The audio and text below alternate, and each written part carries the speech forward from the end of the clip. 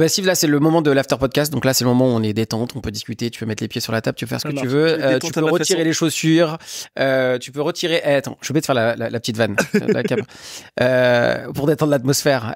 Est-ce qu'il y a une calvitie sous le chapeau? C'est la question que tout le monde se pose. C'est la question que tout le monde se pose, et je vous dirai à la fin de l'émission. Donc du coup, restez jusqu'au bout. Jusqu'à la fin, on saura. Donc ouais, voilà, le but c'est qu'on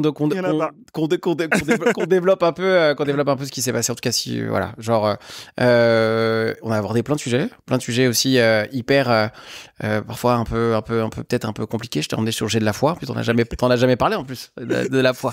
Non, on n'est pas d'en reparler, mais c'est plus que non, j'en ai jamais parlé. C'était on parlait d'authenticité. Ouais. Donc ça aussi c'est aussi hyper cool de pouvoir en discuter avec toi de ce sujet-là. C'était tu l'as vécu comment, c'est le fait qu'on en parle? Une petite goutte qui... Ouais, c'est pas évident. C'est un sujet forcément qui hyper perso et hyper identitaire. Donc en fait forcément quand on en parle on est un peu genre c'est un peu son jardin secret finalement. C'est clair. Est-ce qu'il y a un truc que t'aurais aimé plus aborder dans le podcast qu'on n'a pas abordé dans cet affaire podcast là sur lequel on a du temps d'en parler, ou en tout cas plus détente quoi. Rendre l'invisible visible. Pourquoi on en a parlé, je crois, non, je sais plus. Un tout petit peu. Ouais. Bon, en fait, de manière globale, c'est un peu le discours de fond, mais ouvertement, précisément, beaucoup moins. Je pense que oui, peut-être plus sur ce côté, rendre l'invisible visible. Mais bon, on a parlé d'authenticité, donc voilà. Ouais, sur le fait d'accompagner des personnes qui ont une singularité. Ça peut être aussi dans ton on n'a pas dû te parler trop de ta vie de papa, que tu dis rapidement que finalement ça t'a quand même défocus total de ton activité, de ton business. Généralement c'est un sujet qui est abordé presque quasiment plus avec les femmes, soyons clairs. J'ai souvent plus ce sujet avec des femmes qu'avec des hommes. Le fait d'avoir un fils, c'est ça, hein? Oui, c'est ça. Et que ça te défocus total, comment tu l'as vécu? En fait, mon fils, il est né pendant le confinement, tu vois. Donc, il connaît très bien. Aujourd'hui, il connaissait plus ses grands-parents aussi. Mais à l'époque, il connaissait très bien 3 personnes. C'était ma femme, moi et la nounou. Et quand il est né pendant le confinement, en fait, moi, j'ai une douleur. C'est-à-dire que, en fait, je souffrais. Mon père était là dans les moments difficiles. Mais jusqu'à mes 14 ans, mon père, il était pas il était présent matériellement, mais pas physiquement. Parce je comprends aujourd'hui, tu vois, il avait ses rêves, il avait sa carrière, il avait son objectif à faire. Et ma mère était plus là physiquement. Et en grandissant, à partir de 14 ans, c'est là où j'ai créé une vraie relation avec mon père, et j'aurais voulu la créer bien avant. Et je me suis dit, en fait, quand j'aurai un enfant, j'ai envie d'être son meilleur ami. Après, il aura des meilleurs amis, il va dire, papa, t'es vieux jeu, mais en tout cas, j'ai envie d'être très proche de mon enfant. Et la deuxième chose, c'est qu'on m'a toujours dit, avec ma maladie génétique, ma façon de marcher, en fait, les enfants, ils étaient horribles avec moi. Ils m'ont dit, t'auras jamais d'enfant, tu vois. Et le fait d'avoir eu un enfant, ça a été un peu une revanche sur la vie. Et du coup, toute mon attention était portée sur l'enfant. En plus, on était en plein confinement. Tout le temps ensemble. Ouais, tout le temps ensemble. Tout le temps. Donc, je suis très proche de lui. Et forcément... Autant avant, je faisais pas mal de conférences, d'événements le week-end. J'ai tout coupé et donc je le faisais pas. Pareil, on parle de ta soirée bientôt.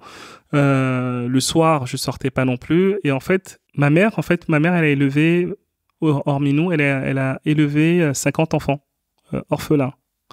Et en fait, ils étaient tous partout, en France, au Canada, aux États-Unis. Bref, ils sont tous venus à l'enterrement de ma mère et moi, je savais pas. Il y en a que j'ai connus, d'autres moins, tu vois, et ils m'ont tous dit, en fait, elle était là pour nous, voilà, c'est important qu'on soit là pour son enterrement. Et bref, tous les gens, tout ce qu'ils ont dit sur elle, je me suis dit, en fait, ma mission, elle est grande. J'accompagne mon fils. Déjà, j'ai créé un livre pour lui raconter les difficultés que j'ai eues dans la vie, donc ça, il les a. Je l'accompagne, et si je vis pas mes rêves à moi, en fait, il y a un truc qui manque.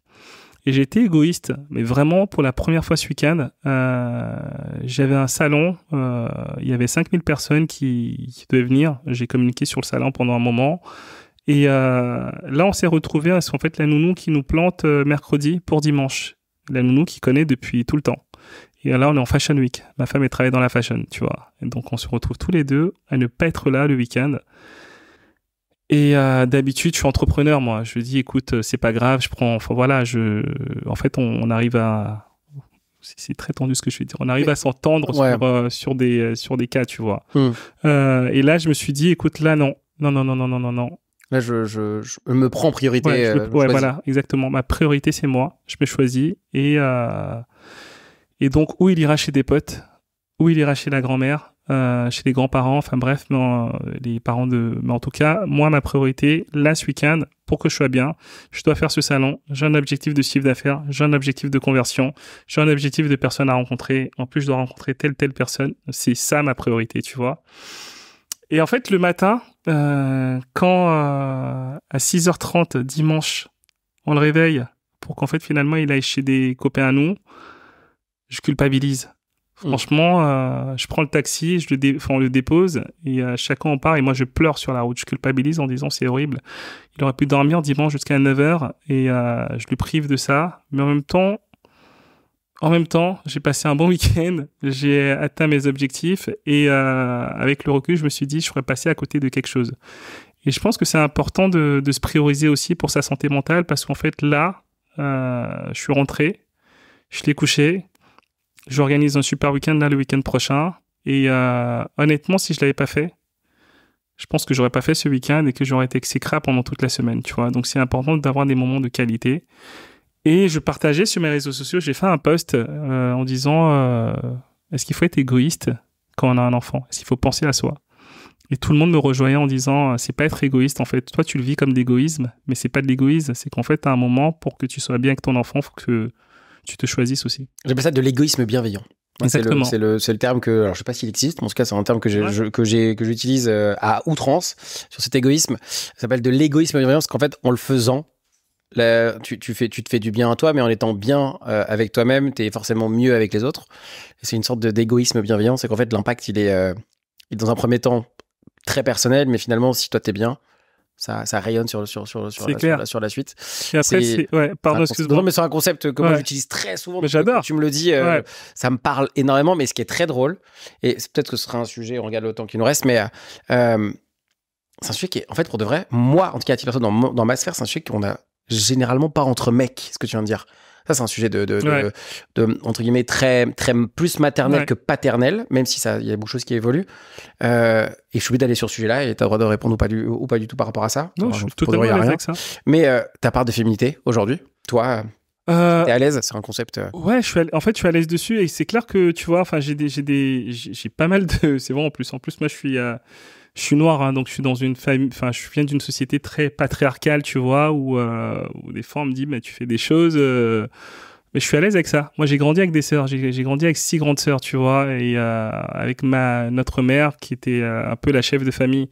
Donc, je suis à l'aise avec ça, où en fait, c'est un partage. En fait, c'est tous les deux, on partage des tâches, tu vois. Et pour moi, c'est pour ça que c'est important de passer ces moments-là avec lui et on dit oui, en fait, on nous a toujours dit oui, mais en fait, si vous êtes tous les deux carriéristes, ça fonctionnera pas. Oui, on est tous les deux carriéristes. On est tous les deux, elle dans son business, moi dans le mien. On avance tous les deux, mais c'est important que chacun. Après, je dis pas qu'il y a pas des hauts et des bas. Hein. Enfin, comme dans tout couple, c'est pas évident non plus, tu vois.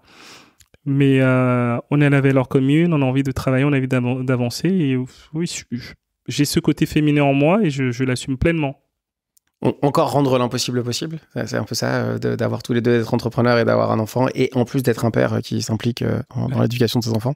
Ouais, en fait, moi alors juste en aparté, au final, je lui ai demandé comment c'était sa journée, il m'a dit c'était génial, c'était différent d'habitude, j'ai passé un bon moment. Donc tu vois, c'est important de s'impliquer dans la vie de ses enfants aussi, mais c'est important Là, il y avait une croyance limitante en disant, OK, si papa ou maman n'est pas là, il va passer un mauvais moment. Mais en fait, non. Il sait qu'après, on est là. Non, il s'amuse bien sans nous, j'ai l'impression. Franchement,